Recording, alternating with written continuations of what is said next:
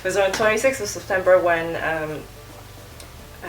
the students from Scholarism went to reclaim Civic Square outside the Legislative Council.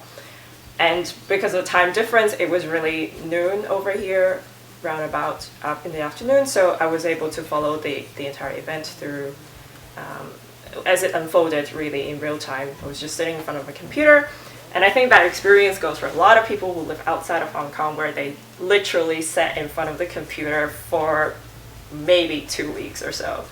Major thing that I sort of participated in was a HackPad app, which was open for translating. So it was called Hong Kong Translators on .hackpack.com. And what you could do there is translate all the materials that's coming through, messages. It could be press releases from the Scholarism or from Occupy Hong Kong. There were just a lot of information flowing through. There were also commentaries by journalists, which we translated. It was sort of a 24-hour job, and it was very nice that I was over here because I was able to fill in the gap when people were going to sleep. I was over here translating, and it was like a marathon thing that happened for like a week or so. It was a bit difficult to find, who else was in there, who else is in the Netherlands at the time.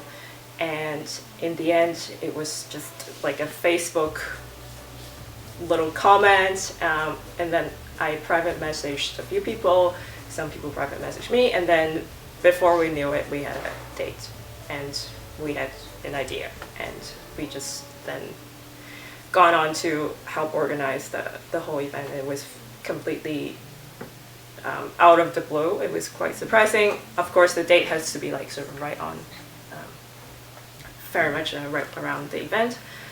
So yeah, it was a very interesting experience because there were all these people who I did not know, but we spoke the same language essentially. And then we just gathered in this one guy's apartment in The Hague.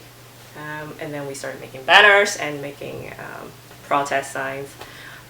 He did all the official stuff, asked for permission for the police, and we went to the Chinese embassy in The Hague. We had a little bit of a walk from the Peace Palace to the embassy, singing some slogans, singing a song, which was like a theme song for the movement. And we used yellow ribbons as well, which was a symbol for the movement, and we tied it onto a fence. It was a bit of a strange experience because protesting over here is very much an organized event. So you have specific routes that you're supposed to walk on, and you've got a specific area that you're supposed to be in, and we were like, I don't know, very far away from the embassy, to be honest. But we saw that there were people actually looking out from the embassy. It was very strange because we were not even allowed to leave like the ribbons around. We just sort of had to clean up.